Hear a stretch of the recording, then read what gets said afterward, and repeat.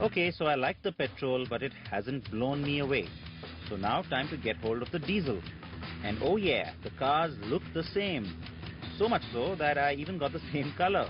How's that for consistency, eh? Well, time to test the oil burner now. What?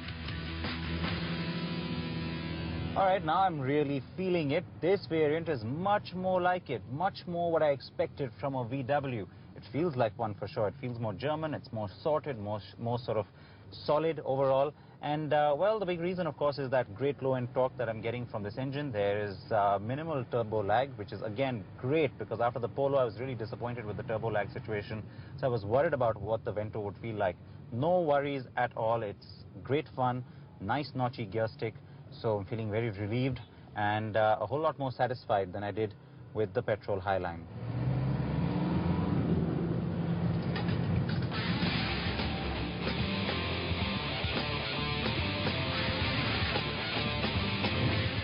So Sid's happy again.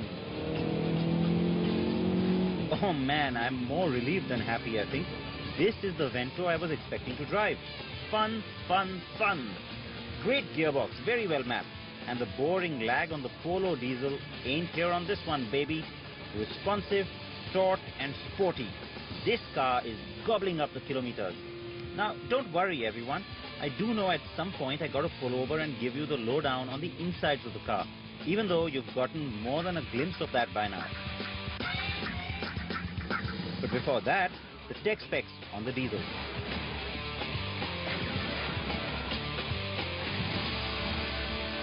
The interiors of this car are akin to the Polo, and which means that it is very German. So it's precise, it's just what you need, but it's a little boring. And no offense on that front, but really, it's well put together. Lots of dead switches up here. I mean, the Polo has them too, but then you'd expect that here on the Vento, perhaps you'd get a little bit more. The overall look of the car is, like I said, very similar. I'm not crazy about the fact that you have such a boring looking music system. The display could have been a lot funkier given the kind of stuff you have nowadays. And all right, you don't want to give us the touch screen because it's very expensive and you're trying to keep costs low. That's fine, but at least it could match the overall display. It could be just, you know, red digits on a black background, just like the screen up here. So that for me was a little bit of a disappointment. Climate control is very effective, but again, the overall interface is a little dull and boring. It could have been a little more flamboyant. Buyers in this class would like something like that. Come down here, you got two cup holders and of course the nice short gear stick. Love it. Actually performed really well. This is the diesel, as you know. And well, now here comes the part that's perhaps a little individualistic. Now, this drop-down armrest, it's a very convenient feature to have, of course, no doubt about it. It gives you a little storage. I've got my phone in there right now. And it's good when you're driving on the highway, especially. You can rest your arm here, especially when you're driving the automatic. But for some people, it might sort of cause a little bit of a hindrance if it's down here. When you're trying to shift gears, it keeps sort of hitting against your hand. Of course, you have the option of folding it up.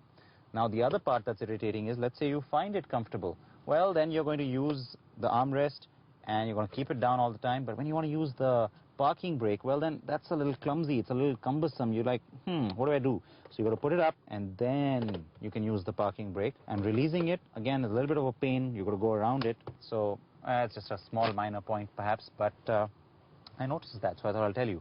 Seats, comfortable, not enough on under-thigh support, though. So that was a little bit disappointing. The back seats are pretty comfortable. The leg room's pretty good at the back. The other thing, it is German, so they do think of things that are important and which are going to help you. Here's one, the fact that the steering column is adjustable. It goes in and out and up and down, so that's a nice feature. And the instrument cluster is pretty much just like the Polos. Everything else that you see is pretty much just like the Polos too. What's not nice is the lack of a USB or auxiliary port of any kind or any iPod compatibility, and the lack of steering mounted controls on the Highline trim. The Honda City's got both, but I'm leaving comparisons to the rivals for another time.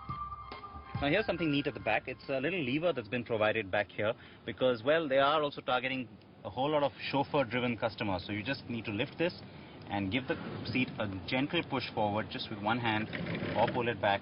And there you can create leg room for yourself without having to go up front and do that with the seat, and that's pretty neat. The Germans like to say such features have the aha effect. I like that, and I agree. Rear legroom is not bad too.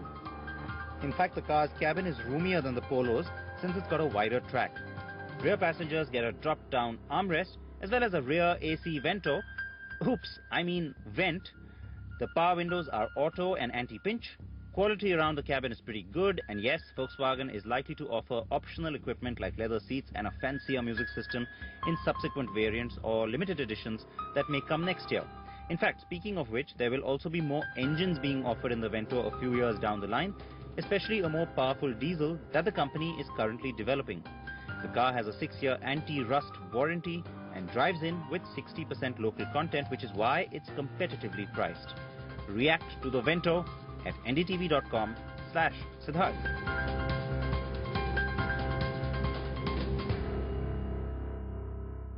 The last time we had him on the program was at the global debut of the Polo. That was in Geneva, and of course, why not? Because he has always been called the father of the Polo program, and indeed that applies to the Vento as well.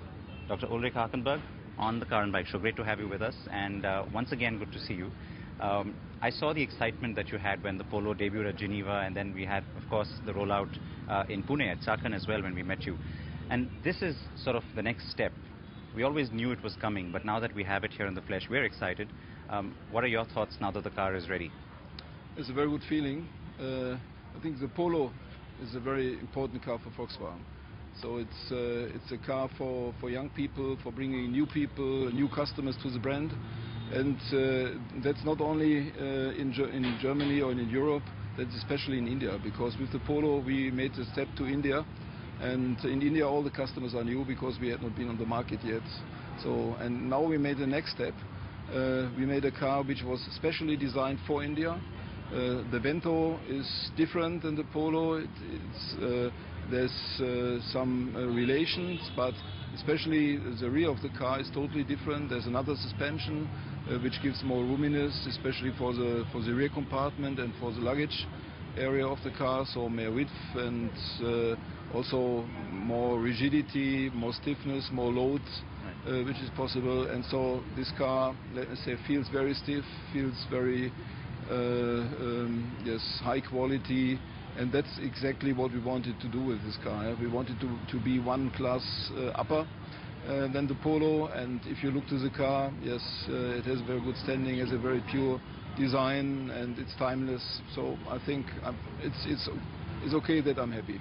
Yeah, Walter de Silva always does something special, doesn't he? But tell me this, when you say that it's different to the Polo, we can understand the reasons for doing that. In the past, there used to always be a very simple logic. You get a hatch and you stick a boot on it. That's not what you followed with this car. It was crucial also because it's a market like India where the customer is becoming more demanding? Yes, the reason is that in India, with this level of segment, the owner often is sitting in the rear. So the owner has a chauffeur, and so we wanted to make a car, yes, which is a chauffeur car. And that means that the biggest comfort should be in the rear. So sitting in the rear, you have the possibility, for example, to adjust the front seat, so you can push it away to make it comfortable for yourself sitting in the rear. And the rear seat is very comfortable. You have climate vents also for the rear compartment. So we had been looking very carefully to the rear of the car, and maybe that's not so necessary in Europe, because in Europe most of the cars are for the drivers, and the drivers are buying the cars, but in India it's different.